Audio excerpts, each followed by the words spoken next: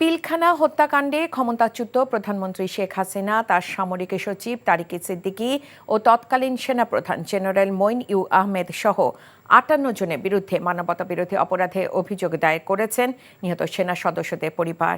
বৃহস্পতিবার আন্তর্জাতিক অপরাধ ট্রাইব্যুনালে এই অভিযোগ দায়ের করেন তারা। নাজিবুর রহমানের রিপোর্ট।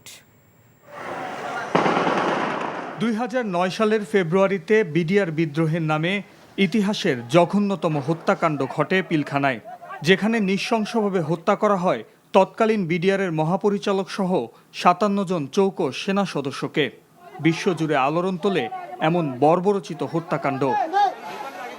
পিলখানা হত্যাকাণ্ডে তদন্ত প্রক্রিয়া নিয়ে বরাবরই অভিযোগ ছিল নিহত সেনা সদস্যদের পরিবারের। বৃহস্পতিবার মানবতা বিরোধী অপরাধের অভিযোগ এনে আন্তর্জাতিক অপরাধ ট্রাইব্যুনালে অভিযোগ দায়ের করেছেন শহীদ সেনা কর্মকর্তাদের পরিবার। অভিযোগে বলা হয়, শেখ হাসিনা, তার সামরিক সচিব তারিক আহমেদ সিদ্দিকী, তৎকালীন সেনাপ্রধান মঈন ইউ আহমেদ, সাবেক আইনমন্ত্রী শফিক আহমেদ সহ তৎকালীন গোয়েন্দা প্রধানরা মিলে পরিকল্পিতভাবে এমন নৃশংস হত্যাকাণ্ড চালিয়েছে, যার মূল উদ্দেশ্য ছিল শেখ হাসিনার স্বৈরশাসন পাকাপোক্ত করা। আমাদের অভিযোগ খুবই সুস্পষ্ট। দুটি বাহিনীকে ধ্বংস করে বাংলাদেশের স্বাধীনতা সার্বভৌমত্বকে সংকটাপন্ন করার উদ্দেশ্যে পরিকল্পিতভাবে আওয়ামী ফ্যাসিস্ট মতাদর্শকে প্রতিষ্ঠা করার জন্য দেশপ্রেমিক এবং দক্ষ অফিসারদেরকে খুন করা হয়েছে। তাদের লাশে আগুন দেওয়া হয়েছে, বেয়নেট দিয়ে খুঁচিয়ে তাদের লাশকে ক্ষতবিক্ষত করা হয়েছে, তাদের এবং তাদের পরিবারকে আটক করে জিম্মি করা হয়েছে, লুটপাট চালানো হয়েছে, তাদের উপর আঘাত করা হয়েছে। এই সব কিছুই মানবতা বিরোধী অপরাধ হিসেবে গণ্য হয়। নিহত বীর সেনা কর্মকর্তাদের পরিবার চান অন্তর্বর্তীকালীন সরকারের আমলেই এমন ঘটনার কুশীলবদের বিচার। এই বিচারে যেন সত্যতা বের হয়ে আসে এবং জনসমক্ষে। আমরা আজও জানি না, আমাদের সন্তানরাও জানে না যে কি কারণে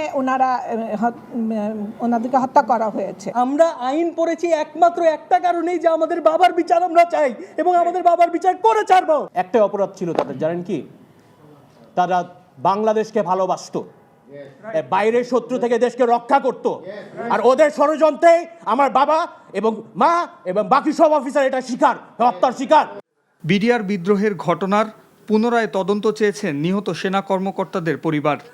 নাজিবুর রহমান, এনটিভি নিউজ, ঢাকা। যা দেখেছি সেটা তো স্বাভাবিক কোনো বিষয় না। যার ব্যথা সেই বুঝে। আজকে একটা বিশেষ কারণে দেরি হয়ে গেছে। বিশেষ কেউ নয় তো যার জন্য দেরি হলো?